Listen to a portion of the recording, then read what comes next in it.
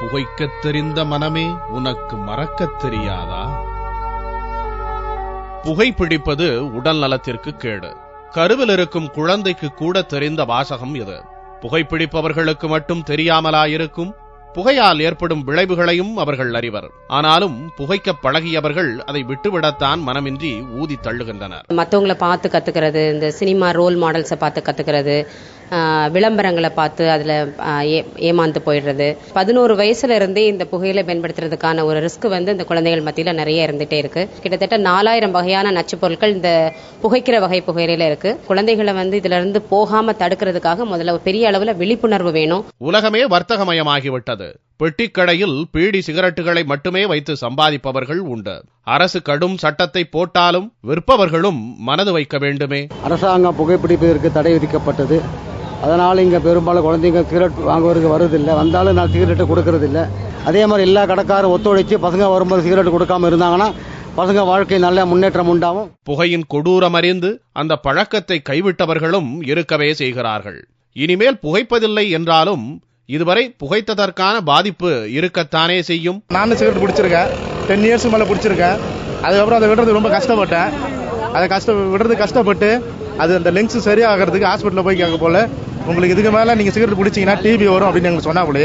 அதுல இருந்து தான் அந்த சிகரெட் பிடிக்கிறது விட்டேன். உலகளவில் புகையிலையின் தீமைகள் பற்றிய விழிப்புணர்வுக்காக பல்வேறு நடவடிக்கைகள் எடுக்கப்பட்டு வருகின்றன.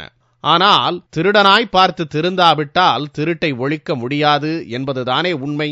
அரசாங்கம் பெரிய விழிப்புணர்வு ஏற்படுத்தி கொண்டிருக்கு. இன்னைக்கு எல்லா கல்வி நிறுவனங்களும் புகையிலை இல்லா கல்வி நிறுவனங்களாக மாற்றுவதற்காக முயற்சி செய்து கொண்டு நிறுவனங்களுக்கு அருகில் விற்கக்கூடாது, 100 மீட்டர் தூரத்திற்கு எந்த புகையிலை விற்கக்கூடிய கடை இருக்கக்கூடாதுன்னு சொல்றோம். அதே மாதிரி மாணவர்களுக்கு 18 வயது கீழே இருப்பவர்கள் யார் வந்தாலும் கொடுக்கக்கூடாது என்ற உத்தரவை கொடுத்திருக்கிறோம். நிறைய இன்ஸ்டிடியூஷன்ஸ் புகையிலை இல்லாத இன்ஸ்டிடியூஷன்ஸாக டிக்ளேர் செய்திருக்கிறோம். இது போன்ற விழிப்புணர்வு எல்லா கல்வி நிலையத்திலும் வரணும். புகையினால் ஏற்படும் பாதிப்பை வெறும் வார்த்தைகளால் விளக்கிவிட முடியாது. மனதை கல்லாக்கிக் கொண்டு இவரை பாருங்கள், புரிந்துவிடும். இது மாதிரி பேசுறத நீங்க அநேகமா கேட்டிருக்க மாட்டீங்கன்னு நினைக்கிறேன். ஏன்னா நான் செயற்கையான குரல்ல பேசுறேன். தனது குரல் வலை முழுதுமே ஆபரேஷன் செஞ்சு எடுத்துட்டாங்க. கிட்டத்தட்ட 10 வருஷத்துக்கு மேல ஆகுது.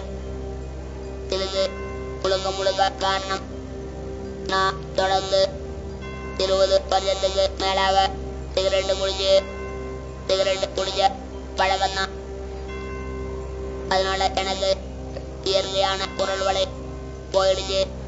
என்னால பேச முடியாது, சிரிக்க முடியாது, ஆள முடியாது. ஏன்னா நம்மளுடைய ஃபீலிங்ஸை சொல்லணும்னா நமக்கு தேவை குரல் தான். அடுத்த முறை புகையாய் ஊதித்தள்ளும் முன் 1 நிமிடம் உங்கள் குடும்பத்தை மனக்கண் முன் நிறுத்தி பாருங்கள். காதல் மனைவியும் கர்வம் தரும் குழந்தையும் புகையாய் உங்கள் கண் முன் தோன்றட்டும். புகை உடனே பகையாகும்.